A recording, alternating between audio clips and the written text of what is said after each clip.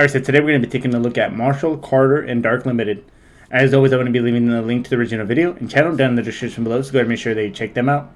Now, this is another group within the SCP universe that I've been kind of itching at getting to know a little more about. Haven't heard too much about them. I understand that they do some business with Anderson Robotics, but that was pretty much it. So, let's go ahead and find out what Marshall, Carter, and Dark Limited is all about. Marshall, Carter, and Dark Limited. If you've been following this series up to this point, you've learned about a number of different groups and organizations within the SCP universe.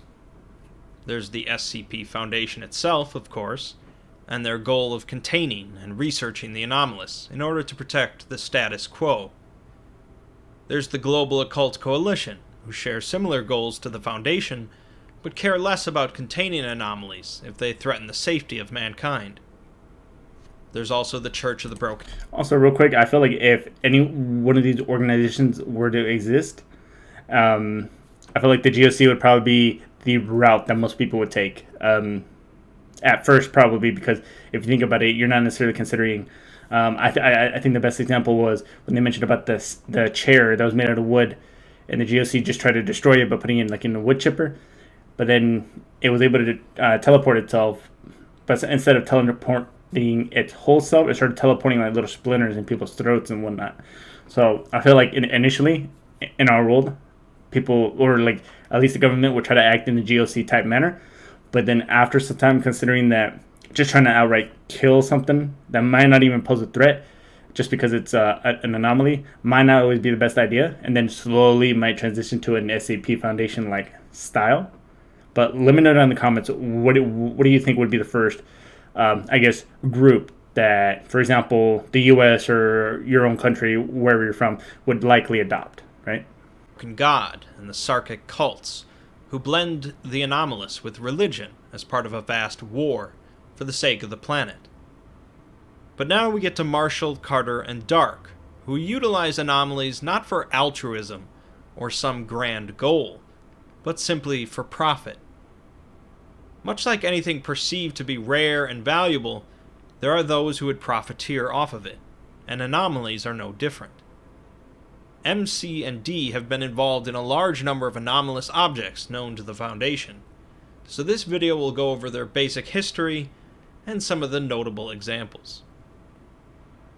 So, a big question might be, who exactly are Marshall, Carter, and Dark, the individuals who presumably founded the organization?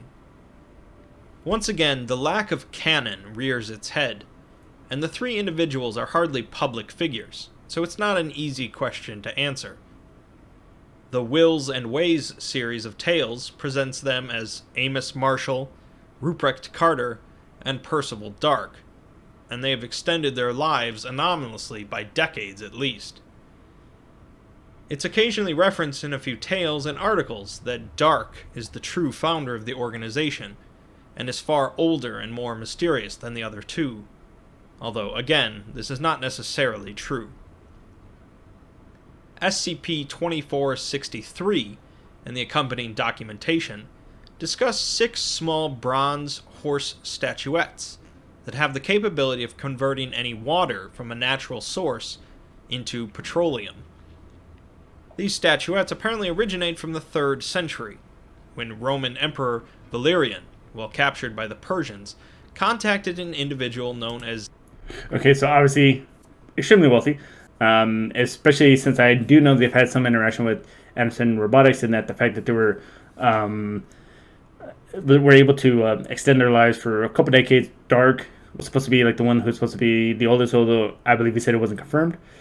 And just that little statue that can transfer water into petroleum, right, or gas or whatever. So it seems like they might be using the SCPs obviously to make their money off, which this specifically one, like the little horses, whatever those things were, could be very lucrative, right, to anybody. D. Mercator, implied to be Dark, and asked for something that would utterly destroy his enemies. D. Mercator contacted one of his sources, who supplied the 6 statuettes, but Valerian died before he could utilize them. Mercator wrote a letter to Valerian's son, the current emperor, informing him of his father's business deal and telling him that the statuettes will be held by Mercator's organization unless he could pay a sum of 60 million gold coins, an exorbitant amount. The documentation shows that this amount was never paid, and so the statuettes were sold and repurchased a number of times to different individuals, such as one of the founders of Baghdad, before being eventually confiscated by the SCP Foundation. Regardless of how Marshall, Carter, and Dark came together, they've certainly been doing this for some time now, and they've managed to keep their identities and operations pretty secretive.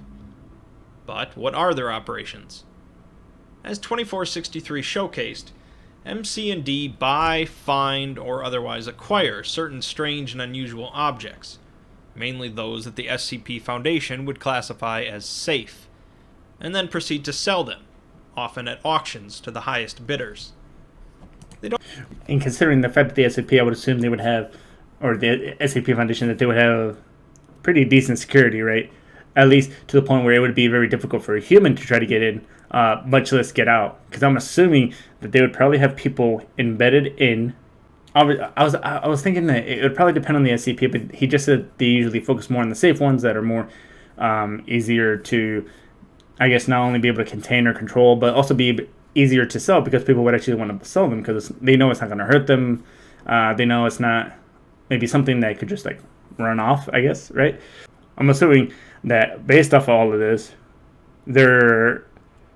it's even like they're a form of wealthy that is wealthy, but is not your typical what you would consider wealthy, right? Maybe like the 1% of the 1% of the 1%, so on and so forth, right? Considering the fact that I'm assuming people would pay incredible amounts of money to have an SCP, especially if it's something that could benefit them quite a bit, especially if you got, for example, again, that little horse could turn water into petroleum. Very beneficial. And obviously there's no way to tell kind of why they would be trying to amass so much money. Maybe just to have it. Maybe they have an initial goal or a goal that they want to try to pursue and they need the money. But I don't know. Don't especially care too much about who they sell these objects to, as long as they're rich and powerful, although there are certain exceptions to who they'll sell to. The documentation for 2463 shows MC&D bidding on one of their own items to prevent the Mana Charitable Foundation from purchasing it, as they likely wanted to take it out of circulation. The MCF is an organization that uses anomalies to try and benefit the world. The Serpent's Hand present a much larger threat to their operations, however, a group devoted to spreading awareness of the anomalous and taking down the veil of secrecy. Although organizations such as the Foundation and the GOC are opposed to MC&D's operations, they can't quite compete with their level of economic power, and ultimately there are better ways for them to spend their time and efforts. Although MC&D possess a vast amount of wealth and control, and could easily plunge the world into thermonuclear war, they choose to use this power to simply gain more wealth. It's said that around 100 people specifically work for MC&D at any given time, running a highly efficient operation. But they will occasionally outsource some work to other organizations if necessary. They acquire their products through various means, primarily from purchasing items directly from anomalous creators, such as Dr. Wondertainment and The Factory. They will also trade with Prometheus Labs and obtain art exhibits from Are We Cool Yet? They then sell these items across the world, and they claim the Chaos Insurgency is one of their biggest clients, a group that uses anomalies for personal benefit, often weaponizing them. Let's discuss some of the interactions that MC&D have had with the SCP Foundation.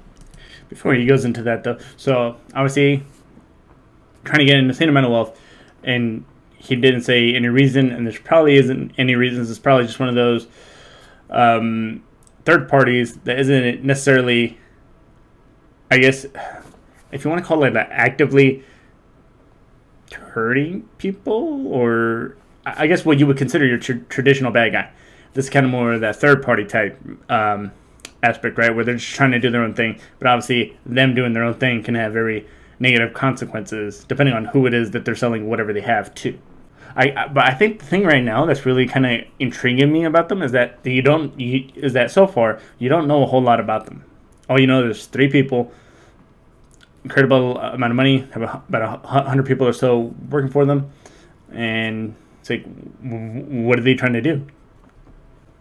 To give you perhaps a better idea about the group, although keeping in mind these documents are written from the Foundation's perspective. As mentioned, most of the items that MC&D deal with are considered safe by the Foundation, but that does not mean they're harmless, and the group generally cares little for ethical concerns. SCP-604, the Cannibal's Banquet, is one of the more grotesque examples. This SCP is a set of tableware, dishes, and glasses that, when an edible substance, primarily animal matter, is placed on or in them, turns into human flesh or bodily fluids. The transformation will be the closest approximation between the two, so fleshy steaks will become cuts from a human thigh, and red wine will turn into human blood. These transformations are limited to the size of the dish, so most pieces will transform into an infantile equivalent, such as chicken wings becoming tiny burnt infant arms. Placing items vertically on the dishes does allow for larger growths, such as placing a snake upright on a dish and it turning into a human throat and mouth. Marshall, Carter, and Dark acquired the item from a secluded monastery that was using it to practice the rites of communion, believing it to be the body and blood of Jesus Christ. After MC&D acquired it, they began using it as an exhibit in a restaurant, offering it to certain members as a chance to safely test the waters of cannibalism. Another trait of SCP-604 is that if any still living material is placed on its surface, it will transform into a moving human body part, such as a starfish turning into a 6-fingered baby's hand that can flex its fingers. This phenomena was highly desired by MC&D's clients, and so kittens, puppies, and small monkeys were often used, with continued efforts on their part to create a human head capable of intelligent speech. Okay, the fact that he just said that their clients were kind of really wanting to do this, right? Shows that there's a lot of sick people out there, as far as whole cannibalism aspect goes. And I remember also talking about that, and I think it was his 10 worst Imperium jobs, was that it's the brain matter, the gray matter specifically, is that what would make you get like the whole mad cow disease, or like make you go a little unstable. But based on that, here's a quick question. What do you think would be the most valuable SCP for them to have and try to sell? I think it would be, I don't remember the exact number, but I remember seeing it in one of the earlier SCP videos that I did, that there's that container of pills that can cure anything. But that there was only like 50 some pills actually in existence, and they don't know how to replicate it. I'm pretty sure there's an SCP that might be able to do that, but there's a set amount, right? So it's very valuable. I feel like that would probably be the most lucrative one to sell. But if you think there's one that would probably make more money, depending on what it could do for you or your clients or whatever like that, let me know down in the comments below. Another example of their morals, or lack thereof, is SCP-1660, Unearthly Forest. 1660 is a relatively small parallel universe, accessible only by lighting a special decorative lamp and stepping through a gate the smoke produces. The universe seems to consist of a large forest, surrounded by an extremely durable wall around and below it, and the sky above it seems to contain a layer of highly dangerous gases. The forest is filled with different flora and fauna, some familiar to our world, such as brown bears and deer, and other things unique to 1660, such as cougar-like creatures capable of echolocation, and some sort of bioluminescent armored cross between a reptile and a mammal, 2 meters in length. These creatures possess forepaws jointed like human hands, and are also sapient, having created simple tools, fire, and their own language. Their cave paintings seem to show images of them being hunted by humans, and then another set of humans that saved them, wearing the SCP Foundation symbol. It seems that MC&D was using 1660 as a hunting grounds for clients, and now the sapient creatures worship the Foundation as their saviors.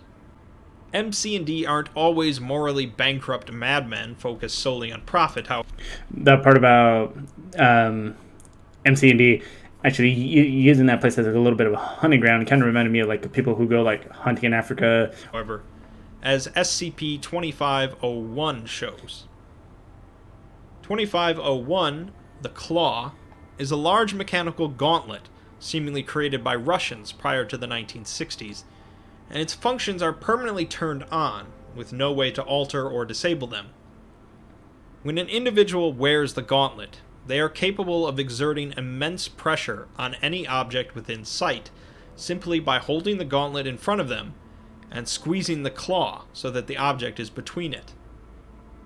This pressure is capable of crushing a soup can from a meter away, flattening a tank from 200 meters away, and potentially even crushing asteroids or planets. Why does this sound like a Darth Vader type deal? Using the Force, right? Now, that could be incredibly OP, right? In terms of anything. Because, I mean, it said that it has the potential of doing it to a comet or an asteroid. Now, I don't know how exactly or what this is one of those SCPs I'm going to have to look at individually to be able to get a better understanding of why it can do these things, if it even mentions how it is able to do these things. This seems dangerous in any way. And I'm honestly surprised that at any moment has someone ever tried to betray Marshall, Carter, or Dark and maybe like double cross them, or maybe they don't deal with them directly. Has anybody even seen these three individuals? How MC&D acquired this item is unknown, and they apparently sold or lended it to a few clients before deciding it was simply too dangerous. Rather than risking a wealthy individual... I mean, at least they're not dumb in the sense of just giving it everything willy-nilly to whoever. I mean, obviously they know some things could be dangerous, and hey, if they end up destroying things that possibly maybe even hurts their business, or just give someone the power to kind of like, I guess maybe force them into a tight spot, right? That they're willing to just be like, hey, we're just going to kind of keep this in wraps. So, pretty smart. Individual try to flatten the sun, they shipped it off to the SCP Foundation for safekeeping. Although there isn't much love between the two groups, they acknowledge that the Foundation are simply better at keeping dangerous things safe and contained. SCP-2776 is another interesting example of the potential power that MC&D can wield, and their capabilities of affecting history. 2776 is essentially a lifelike automaton resembling George Washington. This robot contains some prosthetic features available in the 1700s, such as glass eyes and false dentures, but also possesses some highly advanced features, such as armored plating and a small fusion reactor. Letters recovered reveal that MC&D created 2776 using the corpse of George Washington, who died while still an officer in the French and Indian War. Apparently, the colonists needed both an inspirational leader as well as more firepower, and so MC&D supplied both with 2776. One of their employees, named Martha, was assigned to maintain the automaton, and he was given an estate away from prying eyes to avoid people discovering his true nature. After winning the Revolutionary War, 2776... Okay, so Marshall, Carter, and Dark have at least been around for a couple hundred years. So this wasn't even in the beginning when he was saying that they were able to extend their life by decades. No. They have extended their life by a couple hundred years minimum. And even then, we don't even know if that is the case. Maybe they're thousands of years old, and they've maybe had all this time to be able to acquire that amount of wealth that they actually have, right? And I would assume that they would, theory, real quick. Well, I mean, because I know there's different ways that the SCP Foundation could technically start. What if Marshall, Carter, and Dark, in one scenario, are ones that founded the SCP Foundation to be able to handle the more dangerous stuff and then just be able to profit off the safe stuff. Maybe that's why they can also get their hands on certain safe SCPs. I mean, he didn't mention that they would be breaking into the SCP Foundation sites and stealing them. It seems like more they were just kind of getting them out in the quote-unquote wild, right? But that's an interesting concept as far as... because, I mean, obviously they don't like each other. But interesting. What if Marshall, Carter, or Dark, one of them, was actually the SCP Foundation member that had ended up meeting the Gate Guardian? I'm going off on a big tangent now, but I'm just having a lot of things start flooding in. So, just a thing to think about. 6 was put into a standby mode until he was recovered in 2007 by the SCP Foundation. 2776 was not aware of his mechanical nature, and eventually broke containment after watching a television program describing a buyout of an American company by a British company. His core began emitting massive amounts of gamma radiation, and he killed everyone in his path as he moved towards London, until he was recontained. It's hard to look at Marshall, Carter, and Dark and see them as anything close to good, but it is easy to see them as realistic, at least as far as an SCP universe is concerned. Merchants taking the rare and valuable and finding a profit with them have existed for thousands of years, and it makes sense that Anomalies would be no different. While the SCP Foundation and the GOC will continue to raid MC&D facilities and reclaim objects, they don't make a grand effort to wipe them out either. Perhaps this is because of instances like SCP-2501, where they know that there are worse groups for Anomalies to end up with, and hope MC&D still bring the really dangerous items to them. Or perhaps they realize that going to war with MC&D would be a lot like poking a bear with a stick, and cause quite a bit of trouble for both sides. Either way, MC&D have dealt with the rich and... I was thinking that kind of too, as far as if you were to get in a fight with these guys, considering they have a lot of money, and the fact that they probably have somewhat good relationships with their clients, particularly if they're dealing with quite a bit of, say, for example, the Chaos Insurgency, right, which is one of their, I guess, like their best customers. I'm pretty sure they can hire a lot of people to go against you, specifically in this case, the SCP Foundation. I mean, although it's pretty unlikely, I mean, there's always a possibility, but I think as far as the MCD is concerned, they're more along the lines of just making profit. Pure business, right? Pretty sure your client doesn't want something that can kill them, right? And anything else, just to get out of the way. And I'm pretty sure MCD has also had quite a bit of enemies that they've made. People that they wouldn't want to get a hold of certain dangerous SCPs, so why not get them to the SCP Foundation? And the SCP Foundation is not getting kind of what they want, right? To be able to secure them, contain them, and then protect, right? So it's kind of a love-hate relationship, to put it simply. Powerful for a very long time, amassing quite a fortune. And as they say, money makes the world go round. Alright, so let's go ahead and talk about that for a minute. I don't even know what to say. Obviously, we got some information on them as to kind of what their main purpose is. I mean, I kind of early realized that they were going to be pretty wealthy, just from the other previous interactions with Anderson Robotics. I would assume that they would have a more closer relationship and more of a healthier one than, say, with the SCP Foundation. But as far as them, we really didn't get any word on them specifically, except for maybe that their age was extended, which now we can kind of be safely assume a couple hundred years at least.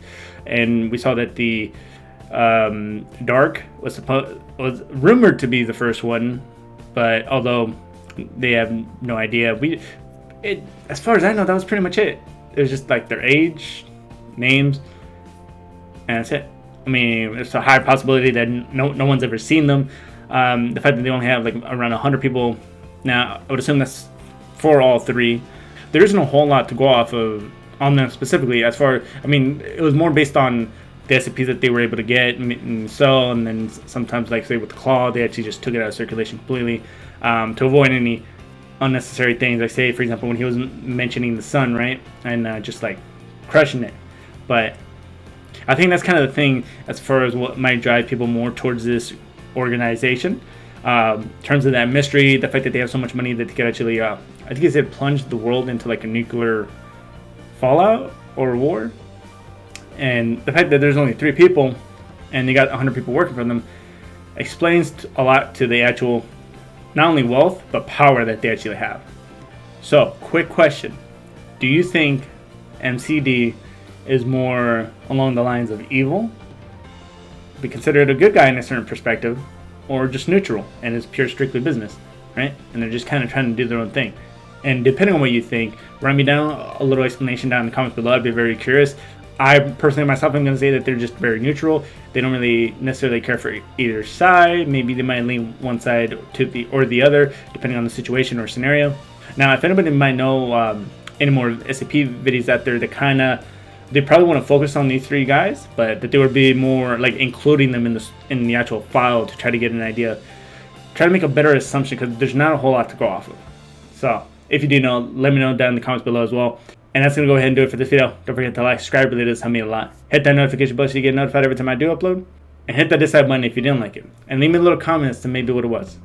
Until then, I'll see you all in the next video. Bye.